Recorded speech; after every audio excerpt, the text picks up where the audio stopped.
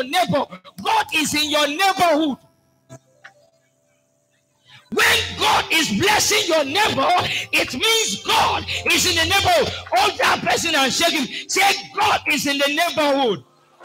Oh, you did not say, you are saying, I said, shout. Shout at him. Say, God is in the neighborhood. Shout and say, God is in the neighborhood. Now, your first prayer is say, Father, let us hear a voice. I will cancel our fears. I will cancel our complaint. Open your mouth and pray in the name of Jesus.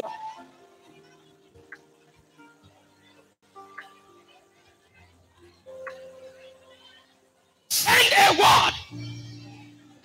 Send a word. My Father send a word. A word that will cancel all of my doubts. A word that will cancel all of our fears.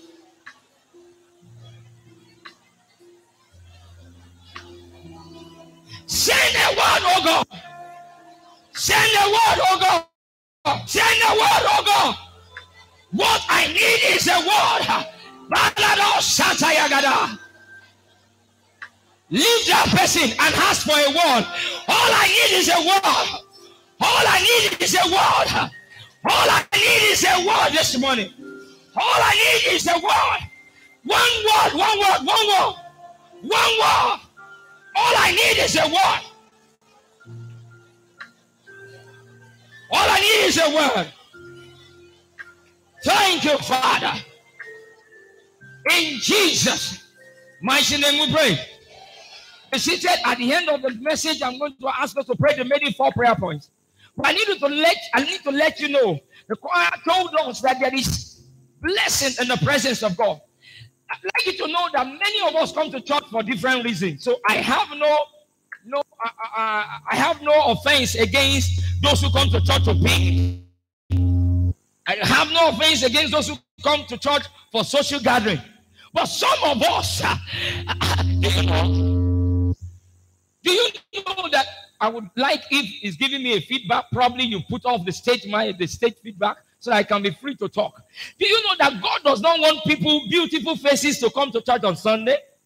God is not actually looking at your dress when you come to church on Sunday. God is not looking at your uniform when you come to church on Sunday. God is not looking at your hairstyle, your headgear, your shoe, your wristwatch when you come to church on Sunday. He said, come unto me, all ye that are laden and are heavily laden, those who are labor and heavily laden. He said, do you know what he said? He said, come and buy. If you are thirsty, come. If you are hungry, come. God is not looking for well-dressed people. He's looking for hungry people. He's looking for thirsty people. So somebody might be sitting beside you this morning who is not as thirsty as you are. Thirsty. What you need to do is to dive into the pool. There is an amount of thirst that you can have in your life that you need to use a cup. But when you have been thirsty for long, you don't need a cup. What you need is to dive. You dive. If you have been thirsty for long, it is not cup. There is a level of thirst you have that is just a tease, the cover of the bottle that will satisfy you. But man, when I'm thirsty, I drink a lot of water. And if you imagine me going on 40 days dry fasting and I don't taste anything, the first sight of I dive into it. That is why Psalm 44 says, "Be admonishing me, LSE pado o me, beni okomi me LSE." You don't understand. A deer pant after water. Is there anybody in this place this morning who has a panting in his heart? I decree as a servant of God, your desire shall be satisfied. What is it that your heart is panting after God for? You come to church, but your heart is beating fast. Don't compare yourself with that sister pressing phone. Your case is different. Our case is different. You are here for different reasons. Some brothers are here to look for fine girls. You are not here to look for fine girl. You are here to look for fine God. Hey!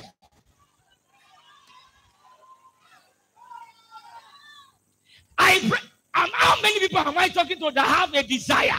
That have hunger. Something is beating your chest. You are checking your clock. January has gone. February has gone. March has gone. April has gone. May has gone. June, for your information, has gone. But you are here with a test. I announce shall be satisfied. Be seated. Please be seated. So when we come to the presence of God, is an avenue. It's an avenue for God to satisfy our desire.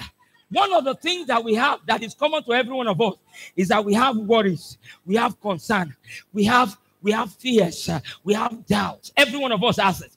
Even the best of us have it. Even though I am a pastor, I have my fears, I have my concerns, I have my worries. The presence of God is where anxiety dissipates. And that is why this morning I'm going to be putting in your hand 3 weapons to combat, 3 weapons to defeat anxiety. 3 weapons. Then we pray. See, it's Father, if you don't speak, I have no word. You told me not to be afraid of the face. And I'm not afraid of any face. I'm here to speak to mountains and challenges. I'm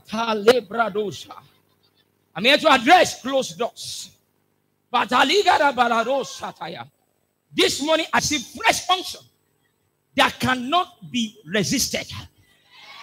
In the name of Jesus.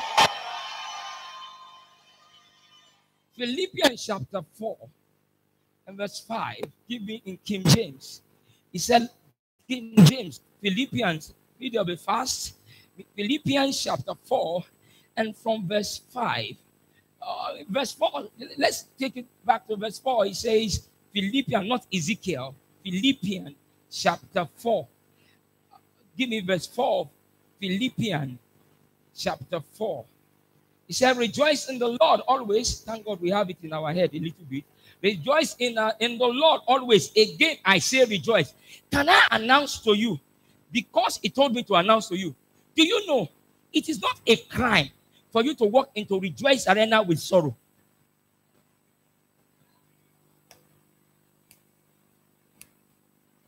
It's not a crime for you to wake up on your bed with sorrow on a Sunday morning. And you get dressed with sorrow. You use your clothes to cover sorrow. You put makeup to make up. You have grief in your standing. You have grief in your heart, but you have fine shoe. I'm going to find some people this morning. I said, oh my God. You have makeup. Makeup can. What is it?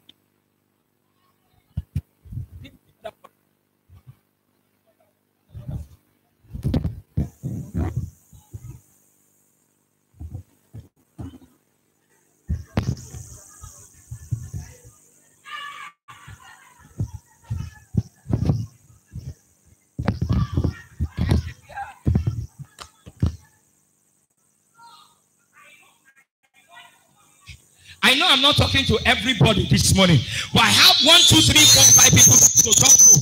I don't know who I'm talking to. It's not a wrong thing. It's not an error for you to get dressed on a Sunday morning. You say you are going to church and they call the name of the church Rejoice Arena. You come with sorrow going to Rejoice Arena. But can I announce to you, it is forbidden for you to step out with that sorrow in your life. You did not hear me. You did not hear me. I said it is forbidden for you to go back. Look at your neighbor straight in his face this morning. Say, I forbid you from going back with the sorrow you came with. Media, I will fight you. Oh, this thing is not sounding well. I said, turn to somebody and say, I will fight you. If you go back home with the sorrow you came with. And I prophesy on somebody that is here. Because you are in Rejoice Arena. Because you are in an arena where joy is compulsory. You didn't hear me. Because you are in an atmosphere where you are going back home rejoicing. Over that issue, over that challenge, you are going back home rejoicing. Let's rejoice in the Lord always. Again, I say, rejoice. It's compulsory. Can I hear somebody just rejoice? Can somebody just rejoice? Can somebody rejoice? Can somebody rejoice? You see, one thing I don't like about my young brothers here, don't mind me, I call myself old school. I'm old school. But I don't like this. Most of you men or young brothers in the church, you come to church for me. On Thursday night, Thursday night, I'll be Friday. On Friday night, when Nigeria scored the first goal, you shouted more than this. When they scored the second goal, you shouted more than this. When they missed that penalty, you were rejoicing. So how come I say rejoice in the house of God, and that is the best thing? Can you rejoice?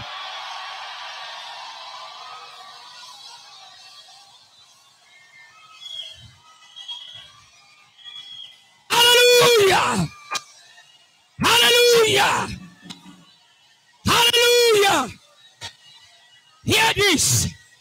For somebody that just rejoiced. Hear this. For somebody that just rejoiced. Before the second half of this year, you will have a reason to rejoice. Please be seated. Please be seated. It said, rejoice in the Lord always. And I say, rejoice. Verse 5. It said, let your moderation. I'm using King James. Say, let your King James. Say, let your moderation. That is, let your balance be known to all men. The Lord is at hand.